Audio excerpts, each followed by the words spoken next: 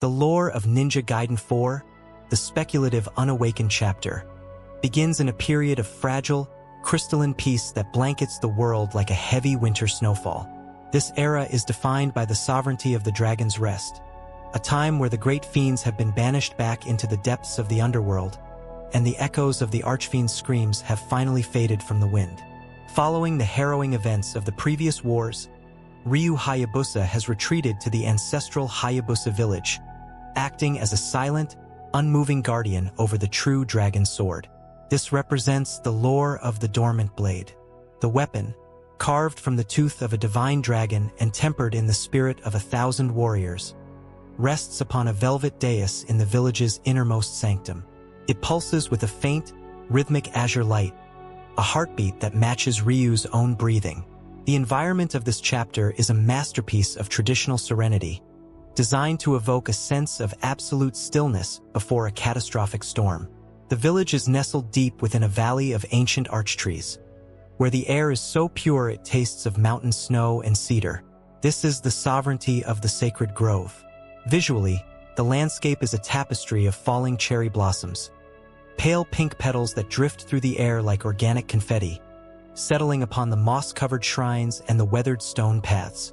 The rhythmic clack of bamboo water fountains, known as shirshirodoshi, provides the only percussion to this quiet life. This represents the lore of the flowing spirit, where water is used to cleanse the mind of the violence Ryu has endured. However, beneath this beauty lies a static tension that only a master shinobi can perceive. The birds in the valley have stopped singing, and the mountain fog is beginning to thicken into a heavy, unnatural gray shroud that clings to the ground like a predator. This is the lore of the dark dragon's residual. It suggests that the essence of evil is not a fire that can be extinguished, but a liquid that merely shifts its form and seeps into the cracks of the world. This represents the sovereignty of the looming shadow, where the peace is a thin, translucent veil stretched over an ancient, restless hunger. Ryu spends his days in deep meditation atop the village's highest pagoda, his eyes closed but his inner eye scanning the ley lines of the earth for the slightest tremor of malice. The primary narrative catalyst for the new conflict is the sovereignty of the bloodline fracture. A mysterious new faction has emerged from the subterranean rifts beneath the Vigor Empire, calling themselves the Shadow Clan of the Hollow. Unlike the fiends of old, who sought total destruction, the Hollow do not wish to destroy the world, they wish to invert it. This introduces the lore of the inverse ninja. These are not supernatural monsters, but human warriors who have surgically removed their own shadows and replaced them with dark spirit matter.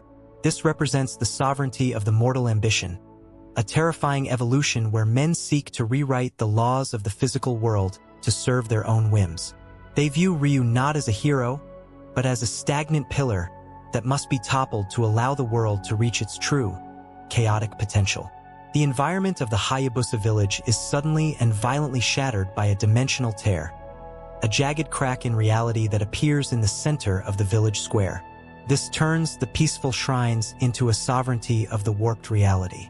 The wood of the ancient temples begins to bleed blue spirit energy, and the cherry blossoms, once soft and delicate, turn into shard rain, razor-sharp crystals of frozen time that can pierce even the most advanced shinobi armor. This is the lore of the corrupted sanctuary. The village, once a bastion of order, is transformed into a non-Euclidean labyrinth, where paths loop back on themselves and the sky is replaced by a swirling vortex of ink and lightning. Ryu must descend from his pagoda, the dragon sword finally unsheathed, as he moves through a landscape that is literally being deleted by the Hollow's presence. As Ryu engages the first wave of the Shadow Clan, the lore of the unawakened strike is revealed. Because the dragon sword has been dormant for so long, it has entered a state of spiritual hibernation. This represents the sovereignty of the weakened steel. Ryu cannot immediately access the weapon's full power. He must relight the blade by absorbing the essence of his enemies. This creates a sovereignty of the tactical necessity, where the player must fight with aggressive precision to feed the sword's hunger. The environment reacts to the blade's awakening. As Ryu's combo meter rises, the blue glow of the sword intensifies, pushing back the warp fog and restoring small pockets of the village to its natural state. This is the lore of the restorative combat, where the act of killing is the only way to save the environment from total dissolution. The climax of Part 1 occurs at the Shrine of the Dragon's Eye, where the Shadow Clan's leader, a figure known only as the Eclipse, makes his debut. He represents the sovereignty of the anti-dragon. The Eclipse stands at the center of the dimensional tier, his body a silhouette of pure negative space. He doesn't speak in words, but in psychic feedback that vibrates through Ryu's bones. This represents the lore of the Silent Challenger. The battle takes place on the burning rooftops of the village, with the environment collapsing into the void below. This is the sovereignty of the final stand, a vertical struggle where the high ground is constantly disappearing. Ryu realizes that the golden age of the Dragon Ninja is over. A new, darker age has begun, where the lines between hero and demon are blurred by the very blood he spills. The air in the village is now a choking cloud of ash and spirit dust. Ryu looks down at the dragon's sword, which is now vibrating with a violent, unstable energy. The lore of the awakened burden is heavy on his heart. He has saved the village from being erased, but the shadow of the Hollow has already spread across the globe. The Golden Age is now a contract signed in the spirit of the damned, and Ryu is the only sentry left to guard the gate. He watches as the dimensional tear closes, but not before it pulls him into the void between worlds. The lore of the transdimensional journey has begun. As the part ends, Ryu is suspended in a sea of stars and static, his village a distant memory. The lore of the unbound ninja is the final image. The Golden Age is a contract fulfilled in the heart of the storm, and the sovereignty of the dragon is the only weight he carries. He readies his blade, the blue light reflecting in his eyes, as he prepares to land in the Neo-Tokyo spire. The lore of Ninja Gaiden 4 shifts violently from the organic stillness of the Hayabusa village to the suffocating, neon-drenched verticality of the Neo-Tokyo industrial spire. This is the sovereignty of the mechanical spirit, a world where the ancient laws of nature have been paved over by chrome, glass, and binary ambition. Ryu Hayabusa emerges from the dimensional rift at the base of a kilometer-high tower that serves as the headquarters for the Shadow Clan's front corporation. This represents the lore of the cybernetic ascension, a dark philosophy that suggests the human body is a limiting vessel, and that true power can only be achieved by merging one's soul with experimental, high-frequency AI. The environment is a dizzying landscape of flickering holograms, magnetic rail tracks, and data stream waterfalls that cascade down the sides of skyscrapers like rivers of light. The air in the spire is heavy with the scent of ionized oxygen and recycled ozone, a sharp contrast to the cedar-scented air of the village. This is the sovereignty of the synthetic atmosphere. Ryu must navigate through the server farm cathedrals, massive halls filled with thousands of glowing, humming processor towers that store the collective memories of the Shadow Clan. This represents the lore of the digital ancestry, where the clan no longer honors the dead through shrines, but through neural backups. The environment is a sovereignty of the constant surveillance, where every movement Ryu makes is tracked by motion-sensing scanners and microdrones that buzz around him like metallic insects. This is the lore of the electric Bushido, where the cold, calculated logic of a machine attempts to replicate and eventually surpass the fluid, instinctive grace of the Dragon Ninja. The primary tactical threat in this metallic jungle is the AI Shinobi unit, a terrifying blend of man and machine. This introduces the lore of the algorithmic combat. These warriors are not born. They are compiled. Their nervous systems have been replaced with fiber optic cables, giving them frame-perfect reflection. They do not fight with emotion or spirit. They fight with predictive analytics, analyzing Ryu's center of gravity and muscle twitches to counter his sword strikes before he even fully commits to the swing. This represents the sovereignty of the calculated strike. The environment within the spire reacts to these units. As combat begins, the room's gravity plates shift, turning the ceiling into the floor and forcing Ryu to engage in vertical slaughter. This is the lore of the non-linear battlefield, where a ninja must be able to parry a blade while standing on a wall or hanging from a magnetic tether. To combat this high-tech threat, Ryu must master the sovereignty of the spirit hack. This represents the lore of the techno-ninjutsu, a new branch of the Hayabusa arts designed to combat digital foes. By channeling his ki into the dragon sword, Ryu can create electromagnetic pulses that temporarily disable the AI shinobi's logic centers, forcing them back into a primitive combat state. This is the sovereignty of the biological advantage. The environment becomes a tool in Ryu's hands. He can strike power couplers to flood the floor with electricity or use ventilation shafts to perform gravity drop executions. The lore of the ghost in the system describes Ryu as a viral anomaly, a living, breathing soul that the Spire's central computer, the Nexus Mind, cannot fully quantify or contain. Inside the executive penthouse of the Spire, Ryu discovers the lore of the transhuman betrayal. He finds records indicating that the Shadow Clan is harvesting dragon blood to power a global network of neural links that would allow them to control the minds of everyone on the planet. This is the sovereignty of the total connectivity. The environment of the penthouse is a Zen garden of chrome, a sterile, beautiful space where real trees are replaced by plastic holograms that mimic the movement of the wind. This represents the lore of the artificial peace. Ryu realizes that the Eclipse is not just a man, but a digital entity capable of jumping from one cybernetic body to another. This solidifies his sovereignty of the final deletion. He isn't just fighting a clan. He is fighting a technological plague that seeks to replace the dragon's legacy with a world of code. The environment of the Spire's external scaffolding provides a unique sovereignty of the high-altitude hazard. Here, Ryu must fight his way up the outside of the building while being harassed by interceptor jets and heavy-lift drones. This is the lore of the sky-high siege. The wind howls with enough force to pull a lesser warrior into the abyss below, representing the sovereignty of the atmospheric pressure. Ryu uses his art of the piercing void to leap between moving flying platforms, the blue light of his ninpo clashing against the orange thruster fire of the machines.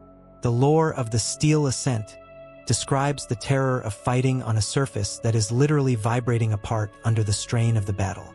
This is the sovereignty of the kinetic velocity, where the speed of the ninja is the only thing keeping him from falling into the neon graveyard below. The climax of the Spire infiltration occurs at the Nexus core. As Ryu prepares to sever the main data link, he is intercepted by the Cyber Genshin, a synthetic reconstruction of Ryu's old rival. This is the sovereignty of the reanimated enmity. The battle takes place on a platform of pure light, suspended over a bottomless pit of data cables. This is the lore of the digital purgatory. Ryu must use the sovereignty of the ancestral memory, recognizing the patterns of the blade that the computer has copied from the original Genshin. The lore of the shattered program is realized when Ryu drives the dragon sword into the core, causing a system-wide overload that ripples through every cybernetic ninja in the city. The air in the Spire begins to scream as the cooling systems fail, the neon lights turning a frantic, flashing red. Ryu looks through the reinforced glass at the Cyber Genshin as it disintegrates into a pile of sparking wires and spirit ash. The lore of the ghostly feedback is the only thing he hears. The Golden Age is a citadel of silicon about to melt, and Ryu is the only override left to shut it down.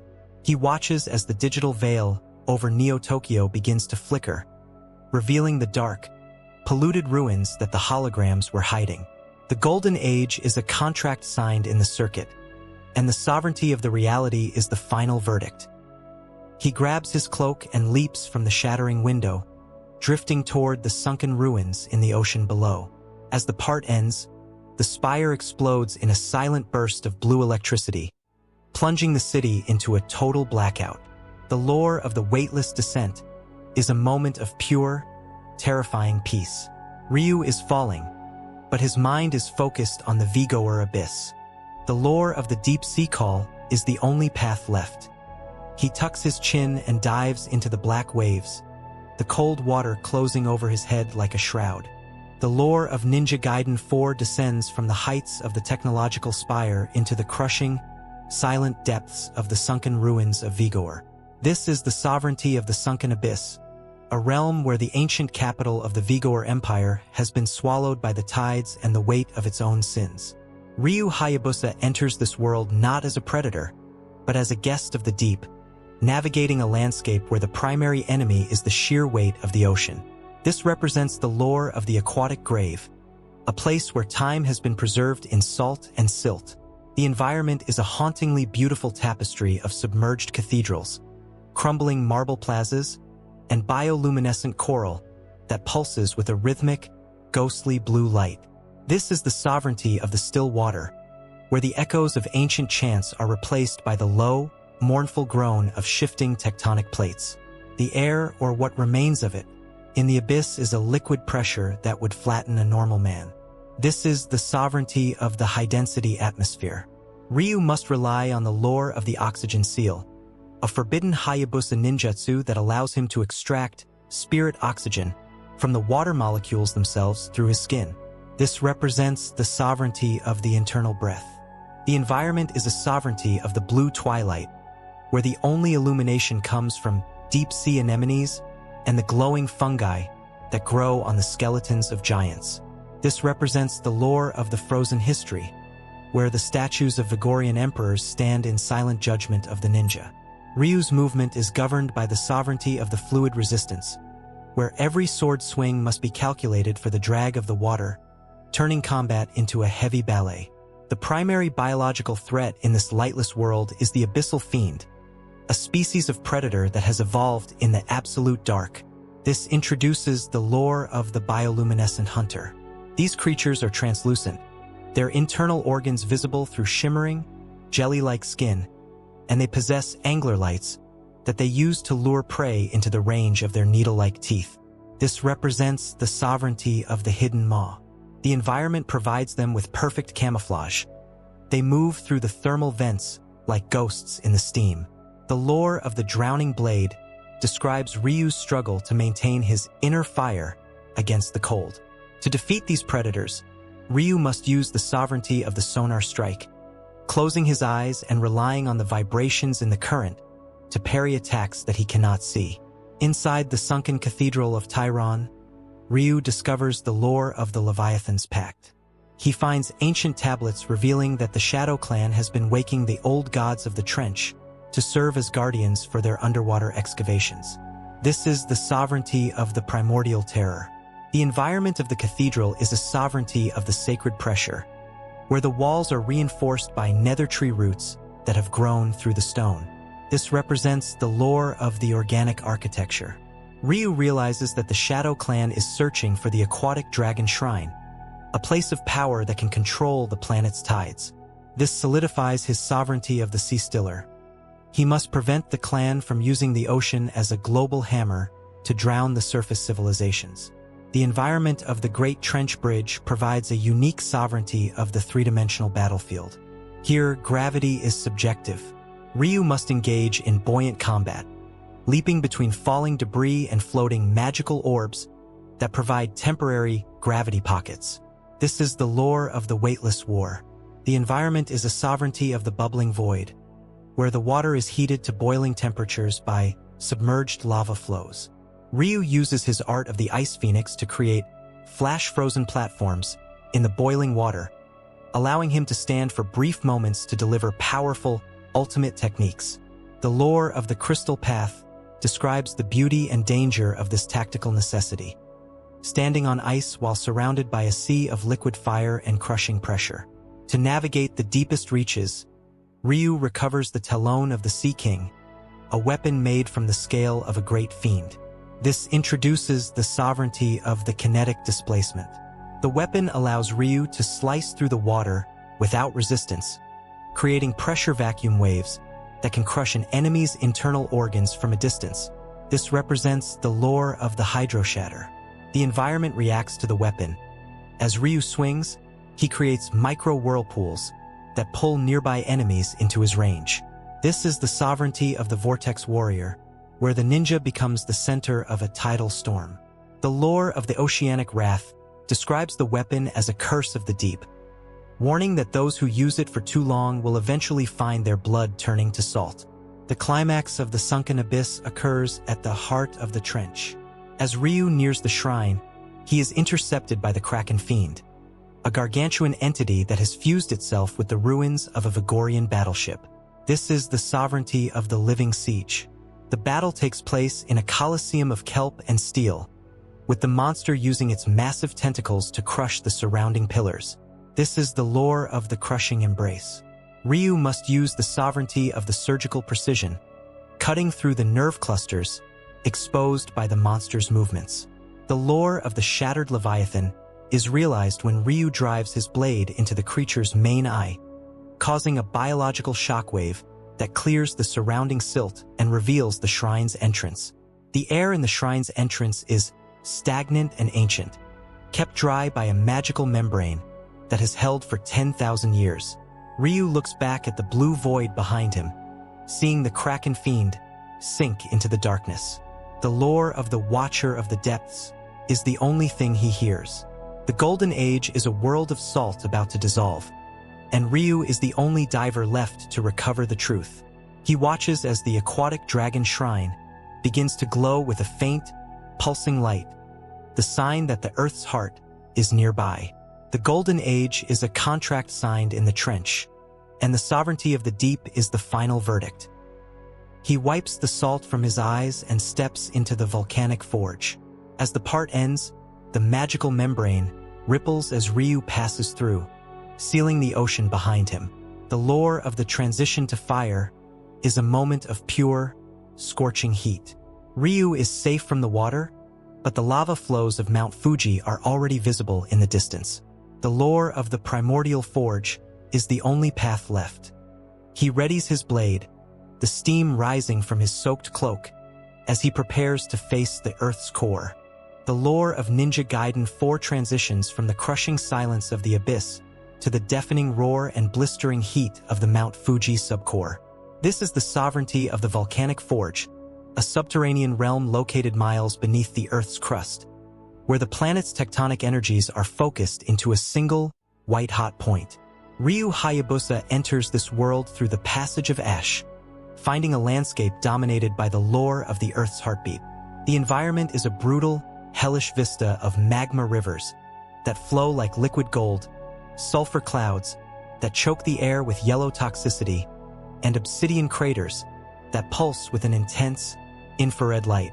This represents the sovereignty of the primordial heat, a place where the physical body is tested against the literal foundations of the world.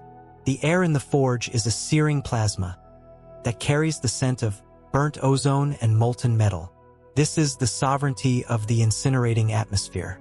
Ryu must rely on the lore of the Fire Soul Ward, an advanced ninpo technique that creates a thin, kinetic barrier around his body to prevent his blood from boiling in his veins. This represents the sovereignty of the thermal resistance. The environment is a sovereignty of the kinetic agitation, where the ground itself is unstable. Magma geysers erupt at random intervals, and tectonic tremors shift the platforms under Ryu's feet. This is the lore of the unstable core, where the ninja must remain in a state of constant flow to avoid being consumed by the rising heat. The primary biological threat in this furnace is the magma golem, a creature of living geologic hate. This introduces the lore of the Obsidian Sentinel. These entities are not born of flesh, but are semi-sentient rock formations animated by the Shadow Clan's corrupt spirit energy. Their bodies are composed of cooling basalt and liquid magma, making them nearly impervious to traditional sword strikes. This represents the sovereignty of the Molten Aegis. To defeat them, Ryu must use the sovereignty of the temperature shock, striking their heat nodes with ice ninjutsu to cause their rocky shells to contract and shatter.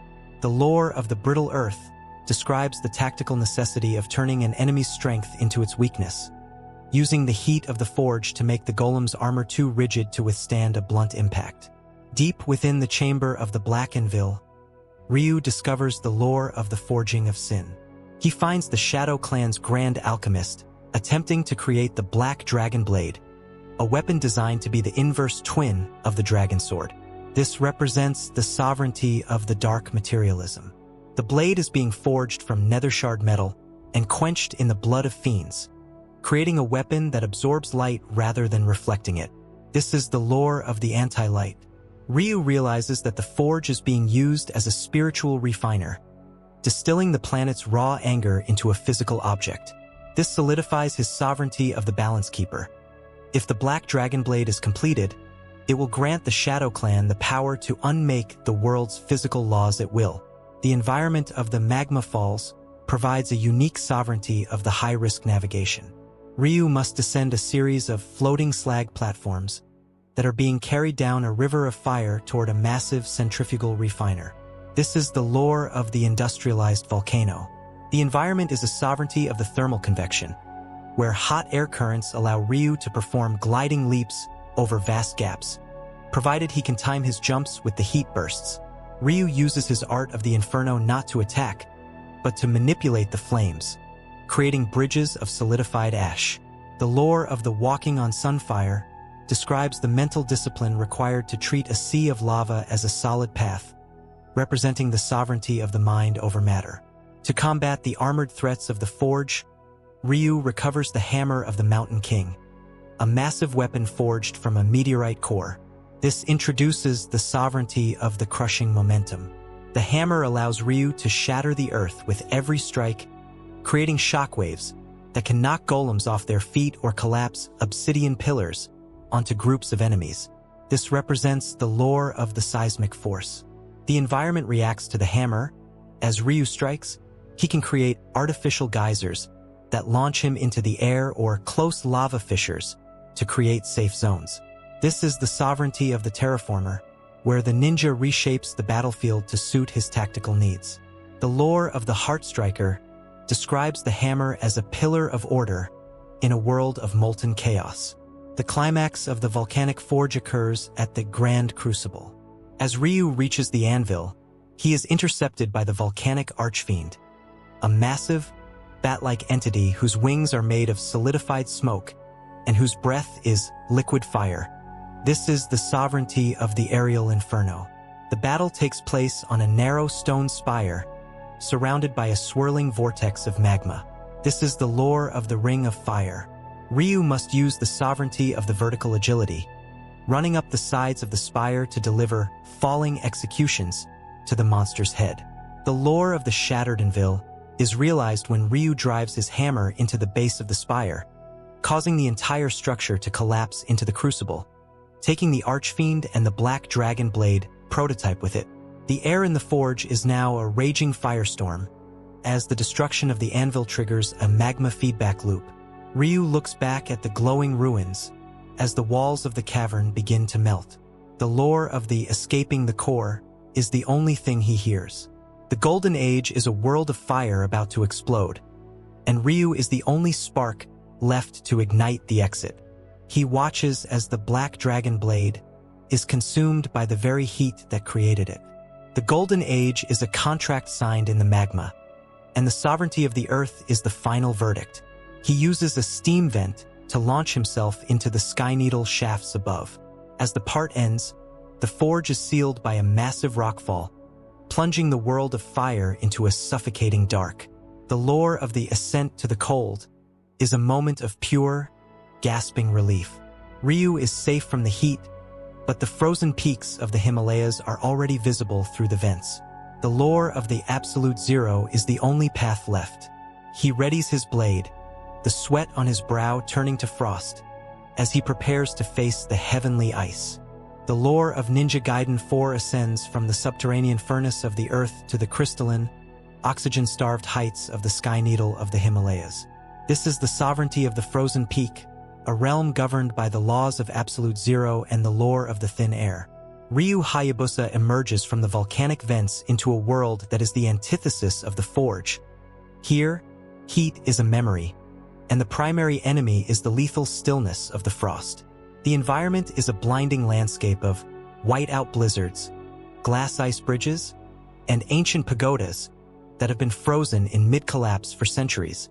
This represents the sovereignty of the Frost Veil, a place where the atmosphere itself acts as a natural barrier against the unworthy. The silence here is a physical weight, broken only by the sharp crack of ice underfoot and the howling wind. The air on the Sky Needle is a lethal vacuum that carries the scent of pure ice and ancient dust. This is the sovereignty of the hypoxic atmosphere. Ryu must rely on the lore of the inner hearth, a meditative ninjutsu that focuses his ki into his core to maintain a constant body temperature. This introduces the sovereignty of the hypothermia, a survival mechanic where Ryu's movement speed and attack power are tied to a thermal meter. If he stops moving or fails to engage in the friction of combat, the cold begins to crystallize his blood, slowing his reactions. This represents the lore of the constant motion, where the ninja must be a living flame to survive in a world of ice. The environment is a sovereignty of the fragile path, where ice stalactites fall like guillotines and snowdrifts hide bottomless crevasses. The primary tactical threat in this frozen wasteland is the ice wraith, the scourge of the tundra. This introduces the lore of the brittle soul. These entities are the spirits of fallen ninjas who succumb to the cold, their bodies now encased in unmeltable black ice. They do not bleed, they shatter. They move with a jagged agility, sliding across the ice at impossible speeds and attacking with frost claws that can flash freeze Ryu's armor upon contact. This represents the sovereignty of the glass execution. To defeat them, Ryu must use the sovereignty of the kinetic impact, using heavy strikes to destabilize their internal structure before they can regenerate. The lore of the shattered memory describes these enemies as echoes of failure, a reminder that the mountain does not forgive the slightest hesitation. At the summit of the peak, Ryu discovers the Crystal Mirror Pagoda, a structure built from spirit-infused quartz that reflects the light of the stars. This introduces the lore of the astral reflection. The Shadow Clan has seized this pagoda to use it as a lensing array, focusing the cold energy of the mountain to create a global winter. This is the sovereignty of the Pale King. The environment within the pagoda is a sovereignty of the refraction, where walls are translucent and floors are perfect mirrors. Ryu must contend with mirror clones, spectral reflections of himself that mimic his moves exactly. This represents the lore of the true self, where the ninja must fight his own reflection to prove his mastery over the physical and spiritual planes. The environment of the Ice Needle Spires provides a unique sovereignty of the vertical extremity. Ryu must navigate a series of vertical ice pillars using his Falcon's Claw gloves, climbing while the world below is obscured by a swirling sea of clouds. This is the lore of the Heaven Toucher. The environment is a sovereignty of the gale force winds, which can blow Ryu off his path unless he anchors himself during the gusts. Ryu uses his art of the piercing ice to create ice grapples in the air, swinging between spires like a frozen specter. The lore of the weightless frost describes the sensation of flying through a blizzard, representing the sovereignty of the transcendent body, where the ninja becomes as light as a snowflake but as sharp as an icicle. To navigate the pagoda's defenses, Ryu recovers the Lunar Frost Blade, a heavy curved sword made from frozen moonlight. This introduces the sovereignty of the cold fusion. The blade does not cut through heat. It absorbs the heat from its targets, causing them to explode into ice shrapnel. This represents the lore of the endothermic strike. The environment reacts to the blade. As Ryu swings, he can freeze waterfalls to create temporary platforms or extinguish fire traps set by the Shadow Clan. This is the sovereignty of the Winterbringer, where Ryu's presence turns the environment into an extension of his own will. The lore of the Zero-Point Edge describes the weapon as a sliver of the moon's heart, cold and indifferent to the life it takes. The climax of the frozen peak occurs at the Zenith Altar. As Ryu reaches the lensing array, he is intercepted by the Frost General, a Shadow Clan commander who has replaced his flesh with hyper-compressed ice. This is the sovereignty of the Absolute Zero.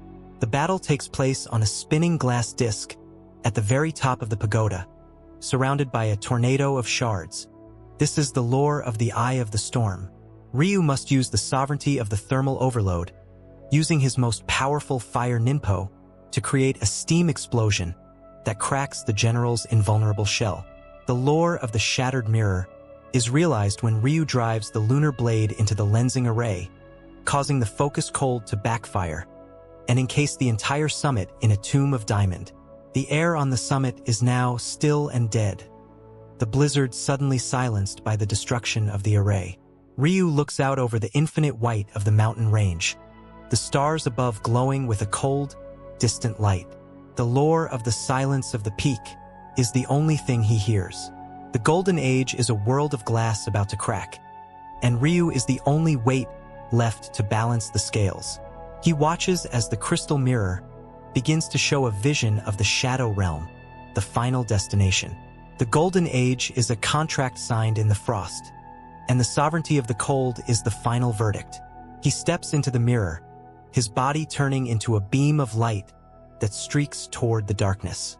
As the part ends, the pagoda shatters behind him, its shards falling like stars into the clouds. The lore of the Void Step is a moment of total sensory deprivation. Ryu is no longer on the mountain. He is in the Naraku abyss. The lore of the pure shadow is the only path left. He readies his blade, the white light of the peak fading into the infinite black, as he prepares to face the ego death. The lore of Ninja Gaiden 4 plunges Ryu Hayabusa from the crystalline peaks of the physical world into the Naraku abyss, the sovereignty of the Shadow Realm. This is not a geographical location, but a dimension of primordial thought, the source of all darkness that has plagued the Dragon Lineage since the dawn of time. The environment here is the sovereignty of the pure darkness, characterized by a terrifying voidscape, where the ground beneath Ryu's feet is composed of liquid ink, and the sky is a canvas of shifting stars that rearrange themselves based on his internal state. This represents the lore of the ego death, a psychological and spiritual gauntlet where the ninja's physical strength is secondary to his mental fortitude. This is the sovereignty of the unbound reality, where the laws of physics are replaced by the lore of the subjective truth. The air in the abyss is a choking void that carries the scent of damp earth and forgotten sins. This is the sovereignty of the sensory deprivation. In this realm, Ryu cannot rely on his sight or hearing. He must utilize the lore of the sixth sense, a high-level Hayabusa art that allows him to perceive the weight of intent. This introduces the sovereignty of the blind fight, where enemies are only visible as gleaming silhouettes against the black ink. The environment is a sovereignty of the recursive path, where doors lead back into the same room and staircases spiral into infinity. This represents the lore of the mental labyrinth, a trial designed to break the ninja's will by convincing him that his journey is futile. Ryu must maintain a Zen state, moving with a sovereignty of the single-mindedness to cut through the illusions. The primary tactical threat in this void is the Shadow Self, a perfect, dark projection of Ryu Hayabusa. This introduces the lore of the internal mirror. This entity is not merely a clone.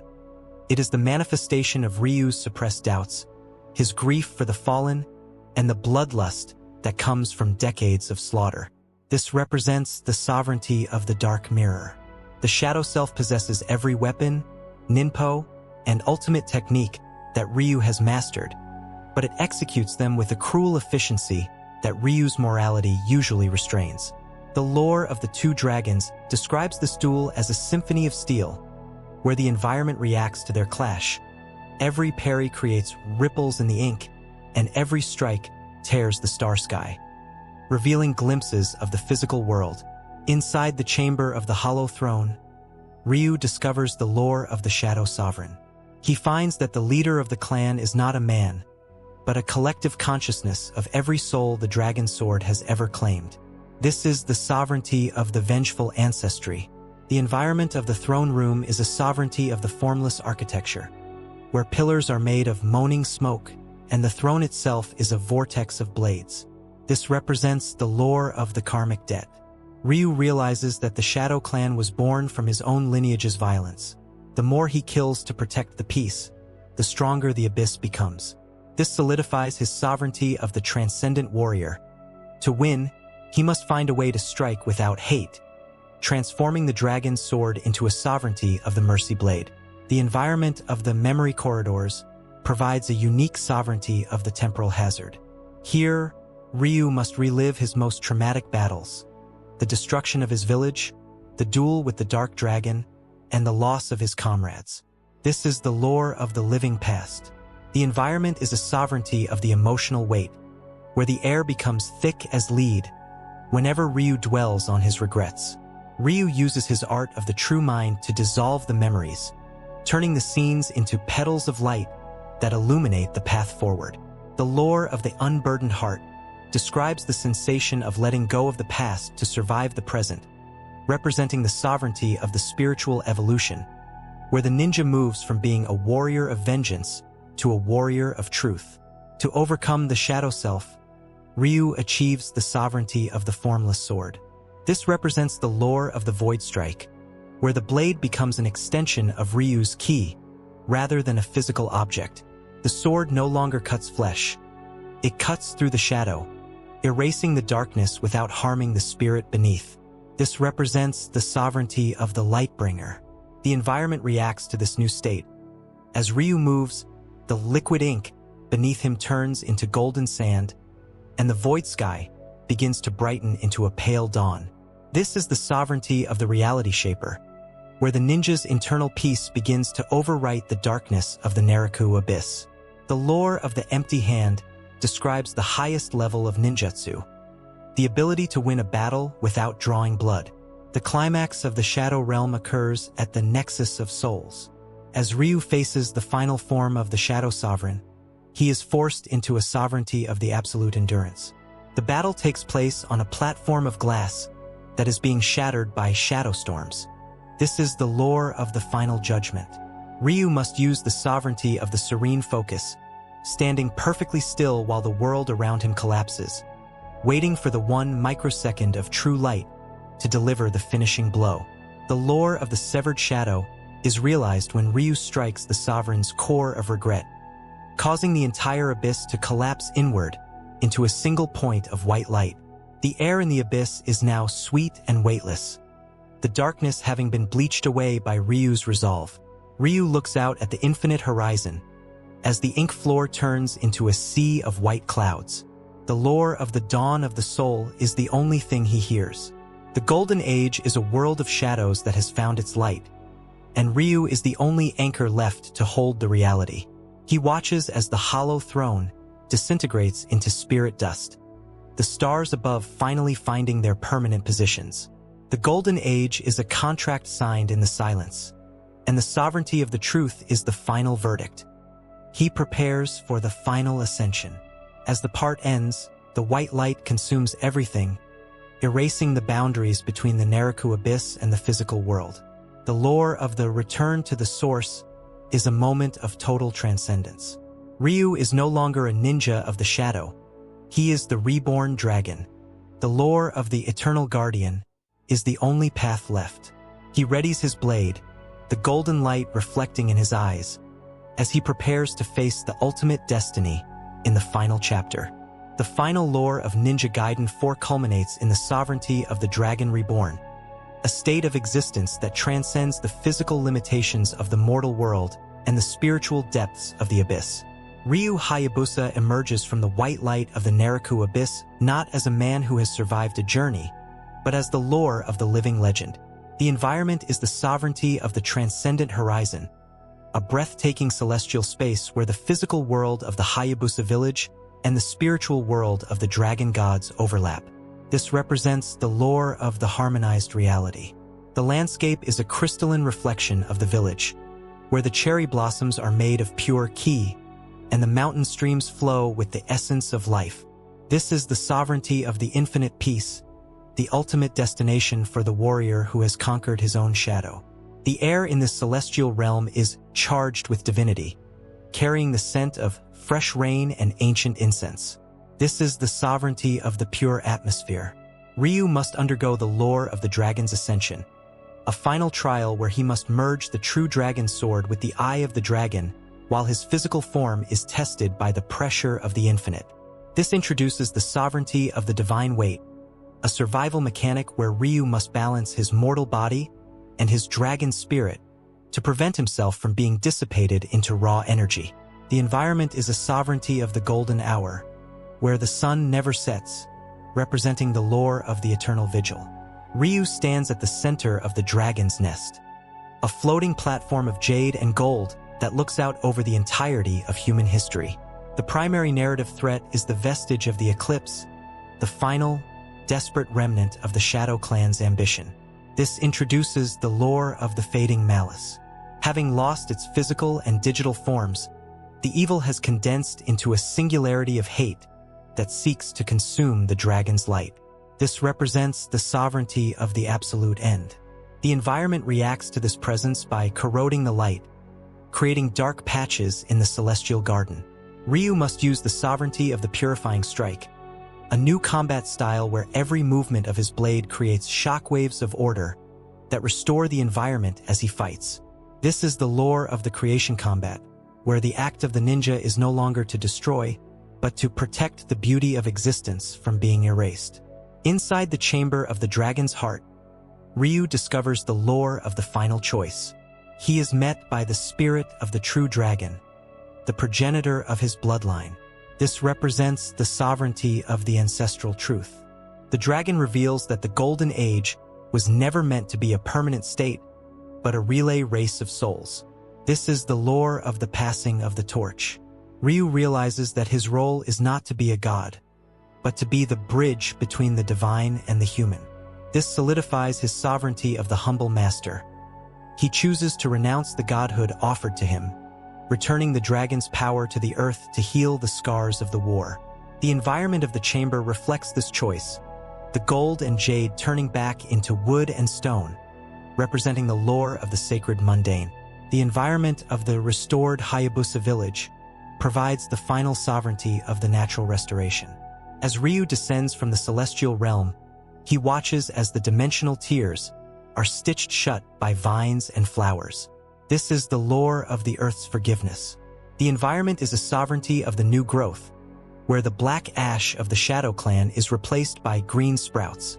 Ryu uses his art of the life giver to accelerate this process, his ninpo turning into a warm rain that heals the wounded and cleanses the poisoned soil. The lore of the green blade describes the dragon sword not as a tool of death, but as a scythe for the harvest, representing the sovereignty of the life cycle, where the warrior's ultimate purpose is to ensure that others can live in peace. To finalize the sealing of the rifts, Ryu performs the sovereignty of the seven seals. This represents the lore of the geographic protection, where Ryu visits the seven corners of the village to plant spirit anchors. Each location is a sovereignty of a different element: water, fire, earth, air, wood, metal, and void. The environment at each anchor point transforms into a living monument of that element. The lore of the Seven Guardians describes Ryu as the linchpin of the world's stability. By the time the seventh seal is placed, the village is not just restored, it is sovereign, a place that exists outside the reach of the Shadow Clan's remnants. This is the sovereignty of the sanctuary, where the dragon ninja's legend becomes a wall of spirit that protects the innocent for eternity. The climax of the entire journey occurs at the summit of the Great Pagoda. As the sun reaches its zenith, Ryu places the dragon's sword back upon its dais. This is the sovereignty of the completed duty. The battle is over, and the lore of the blade's rest is realized. The environment is a sovereignty of the perfect clarity, where Ryu can see the entire world from his perch. The Neo-Tokyo Spire is now a center of harmonious tech. The Vigor Abyss is a protected reef, and the Volcanic Forge is a source of clean heat. This represents the lore of the transformed world. The final environmental image is Ryu sheathing his sword for the last time, the click of the scabbard echoing across the valley as a sovereignty of the finality. The air in the village is now soft and fragrant, filled with the laughter of children and the singing of birds. Ryu looks out at the horizon, the stars of the Nariku Abyss now just distant, peaceful points of light in the night sky. The lore of the Silent Guardian is the only thing that remains. The Golden Age is a world that has found its balance, and Ryu is the only man left to watch the dawn. He watches as the spirit of the dragon fades into the mountain, leaving behind a sovereignty of the human will. The Golden Age is a contract fulfilled in the quiet, and the sovereignty of the peace is the final verdict. He closes his eyes, his silhouette becoming one with the mountain.